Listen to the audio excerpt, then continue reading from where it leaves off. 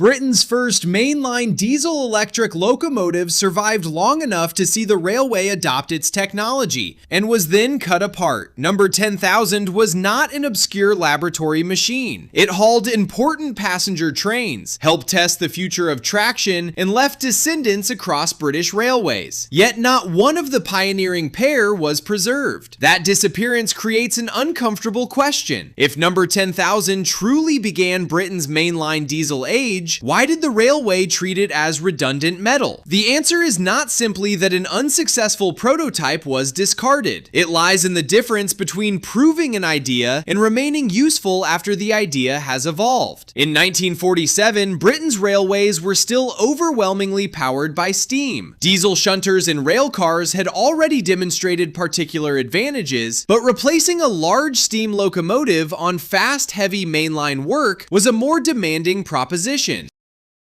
Power, weight, transmission, reliability, and train heating all had to fit inside one mobile machine. The London, Midland, and Scottish Railway chose to investigate that problem before nationalization. In April 1947, it agreed with English Electric to construct two 1,600 horsepower diesel electrics for passenger and freight trials. Mechanical parts were designed under Henry George Ivatt and built at Derby. English Electric supplied the diesel and electrical equipment. The first locomotive emerged from Derby Works in December 1947. Its timing mattered. Britain's four major railway companies were about to be nationalized on the first day of 1948, but number 10,000 appeared in black and silver with large raised LMS letters. It became a final declaration of independent LMS engineering. At Euston on December 18th, the locomotive was formally handed over. The occasion was described as an experiment, not the instant replacement of steam. That distinction is important. The LMS was placing a full-size diesel-electric into real railway operation to discover what the new system could and could not deliver. Number 10,000 looked unlike the steam locomotives around it. It had a full-width body, a driving cab at each end, and 6 powered axles carried in 2 3-axle bogies. There was no tender, smoke box, or visible machinery in motion. The working equipment was enclosed inside what resembled a mobile power station. Its black body was relieved by silver roof and waist level treatment, with prominent LMS lettering on the sides. Rounded cab ends, paired front windows, a central gangway door, and British buffers gave it a distinctive early form. It was neither an American road diesel nor a later British Railways Class 40, despite family resemblances. Inside was an English Electric 16-cylinder SVT diesel engine rated at 1,600 horsepower. The engine did not drive the wheels mechanically. It turned a main generator which supplied electricity to 6 axle-mounted traction motors. That separation allowed the diesel engine and the wheels to operate through an electrical transmission. This was the fundamental proposition being tested. A steam locomotive carried a boiler, fire, water, and coal, converting heat into piston motion through an exposed mechanical system. Number 10,000 concentrated combustion in one diesel engine, converted its rotation into electricity, then distributed power to motors beneath the locomotive. The arrangement offered practical attractions. There was no fire to prepare before duty and no tender to replenish with coal and water. 2 cabs avoided turning the locomotive at a terminus. Multiple unit controls allowed a pair to be worked from one driving position, concentrating more power on demanding trains without duplicating the driving crew. But the first British mainline diesel electric was not light.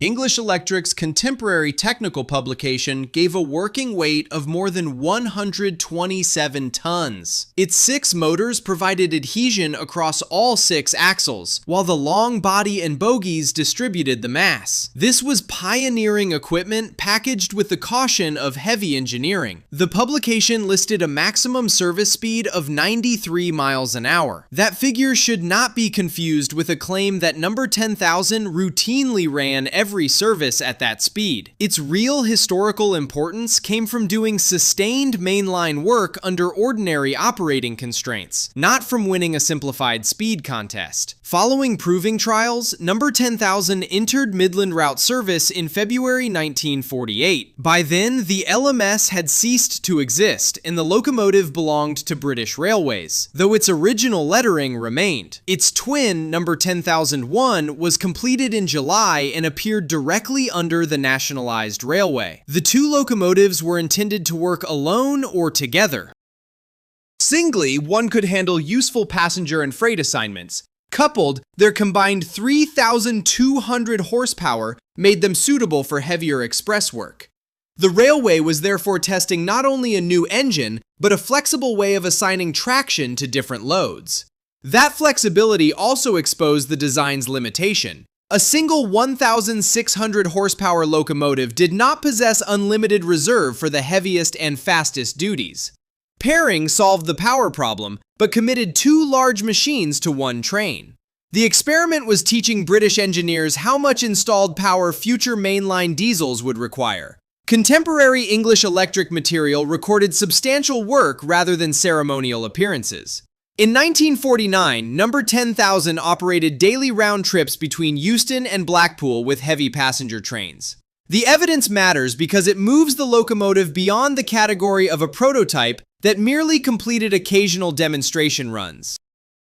The same publication described numbers 10,000 and 10,001 working regular heavy passenger services from London to Crewe, Liverpool, and Blackpool. Train loads were substantial, and daily diagrams could cover hundreds of miles. Diesel traction's case depended on sustained utilization as much as dramatic individual performances. A steam locomotive needed servicing processes built around ash, fire, water, coal, and boiler maintenance. A diesel electric imposed different demands: fuel, electrical knowledge, specialized engine work, and fault diagnosis. Number 10,000 could demonstrate longer diagrams, but only if workshops learned to support unfamiliar equipment reliably. This is where the story becomes larger than one locomotive. Dieselization was never achieved merely by replacing a firebox with an engine. It required depots, spare parts, trained staff, maintenance schedules, and operating rules. Number 10,000 was simultaneously a locomotive and a lesson in constructing that new support system. If you enjoy engineering stories where the machine and the railway around it must be judged together, like this video and subscribe. The fate of number 10,000 makes little sense until both parts of that system are visible. In 1951, the raised LMS letters were removed. The alteration was more than cosmetic. The last visual claim of the pre-nationalization company disappeared while the machine continued helping British Railways form its own traction policy. Number 10,000 had entered service as an LMS statement and was becoming national research equipment. The twins were transferred to the southern region in March 1953. There, they could be compared with the Southern Railway originated diesel-electric locomotives numbered 10201, 10202, and 10203. Britain did not yet possess one inevitable mainline diesel design. Engineers were examining competing arrangements and operating experience. The Southern machines also used English electric power equipment but embodied a different design lineage. Trials involving both groups supplied knowledge that reached beyond either small fleet. The comparison helped establish what British Railways needed from a more powerful, standard mainline diesel for widespread use. Number 10,000 therefore succeeded in a peculiar way. Its purpose was not necessarily to become the template reproduced without alteration. Its greater value was to reveal which principles deserved continuation and which specifications needed development. An experiment can be historically successful even when the final production machine looks different. After overhaul at Derby, the twins returned to London Midland duties. Number 10,000 received British Railways green in 1956, replacing the black and silver appearance that had made it famous. The same locomotive now visually belonged to the railway whose diesel future it had helped prepare. By then, the national context was changing rapidly. The 1955 modernization plan encouraged large-scale replacement of steam traction. Manufacturers and British Railways began ordering numerous diesel classes, ranging from small locomotives to powerful express types.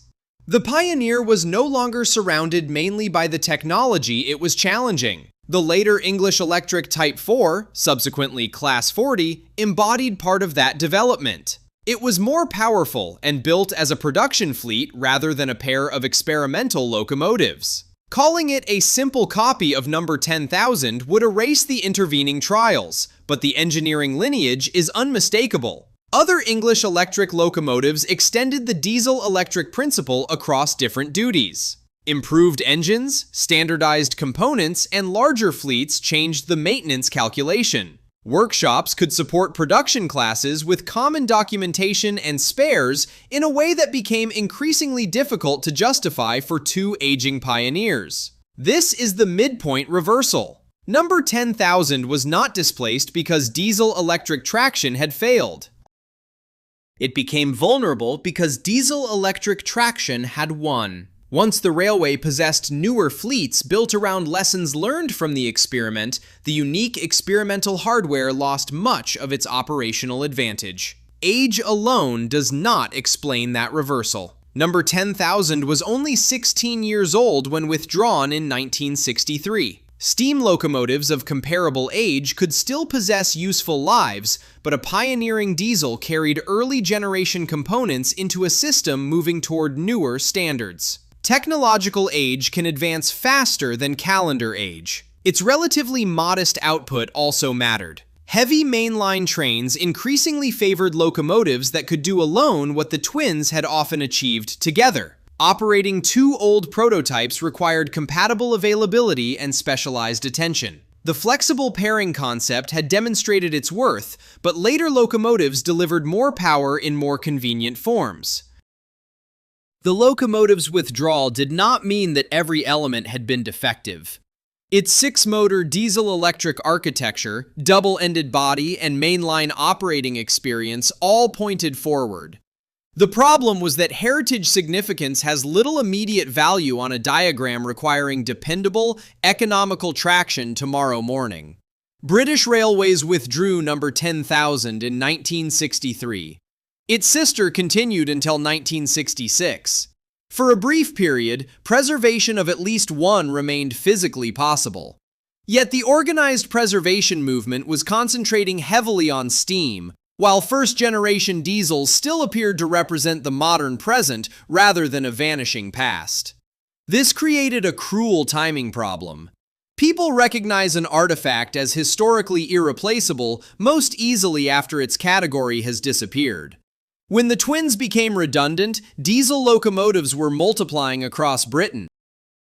Their specific pioneering importance was overshadowed by the apparent abundance of machines using broadly similar technology.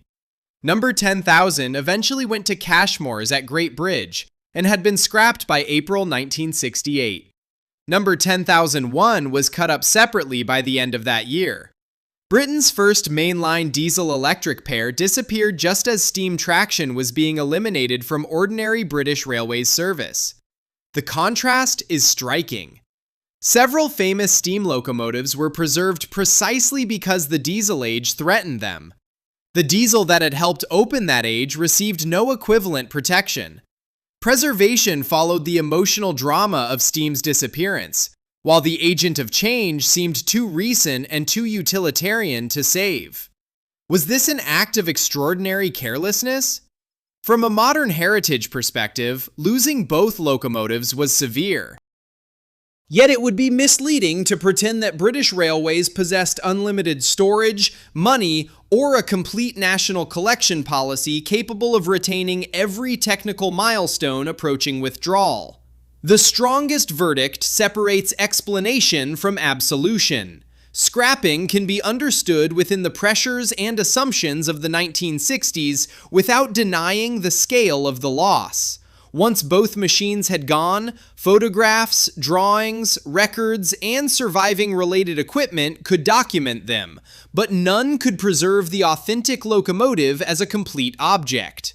The loss also makes visual accuracy unusually important. Number 10,000 changed appearance during its career. The December 1947 LMS machine carried black and silver with large side letters. Later photographs show altered lettering and, eventually, British Railways green. Combining those details into one imaginary configuration would falsify the story. Its wheel arrangement is another trap.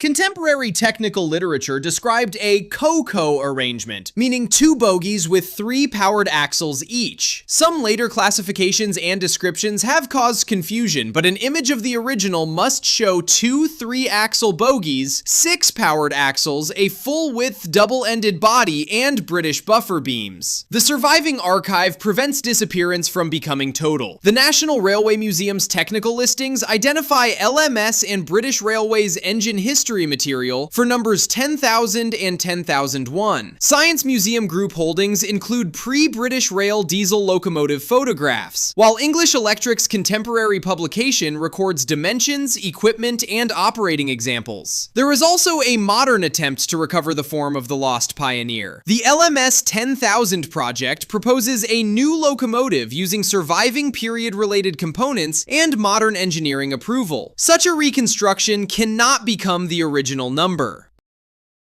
10,000, but it demonstrates how strongly the absence is now felt. That distinction protects both history and engineering. A replica can make scale, sound, layout, and operating principles tangible. It can also preserve skills and provoke new research. But its provenance must remain explicit, because rebuilding a lost type is different from conserving material that emerged from Derby Works in 1947. The original's greatest legacy is not one direct descendant or one dramatic journey. It is the accumulation of evidence that a British mainline diesel-electric could perform useful daily work, be controlled in multiple, carry its machinery in a double-ended body, and participate in a different maintenance economy from steam. Number 10,000 also corrects the idea that British Railways suddenly discovered diesel traction through the modernization plan.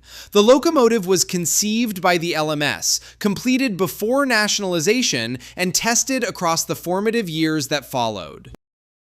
Britain's diesel transition grew from earlier experiments, industrial partnerships, and operational learning. Nor should the Pioneer be declared a failure because only 2 were built. Experimental quantity and production quantity answer different questions. The twins were commissioned to enable trials. Their limited fleet became a disadvantage later, but that does not erase the evidence they produced while the railway was deciding what should come next. Equally, it would be romantic to call them perfect machines rejected by an ungrateful system. Their weight, power, and unique maintenance burden placed real limits on continued employment. Later designs were not merely bureaucratic replacements. They incorporated greater power and the economies of production fleets. So, choose your verdict. Should British Railways have preserved number 10,000 for its pioneering status, number 10,001 as the longer-lived twin, or both as an inseparable experiment?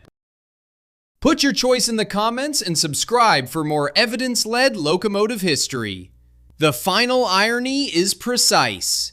Number 10,000 proved enough of the diesel-electric future to help make itself obsolete. Its successors gained power, standardization, and fleet support. The Pioneer retained historical importance, but lost operational purpose. The railway recognized the second fact immediately, and the first too late. Today, the surviving image of its rounded black nose at Derby carries more tension than a photograph of an ordinary withdrawn locomotive. It shows a machine standing at the beginning of a technological era whose custodians had not yet learned that beginnings also require preservation. Britain's first mainline diesel-electric was not scrapped because its central idea failed. It was scrapped after that idea escaped the prototype, matured into fleets, and became normal. Number 10,000 changed the railway, then vanished inside the change it helped create.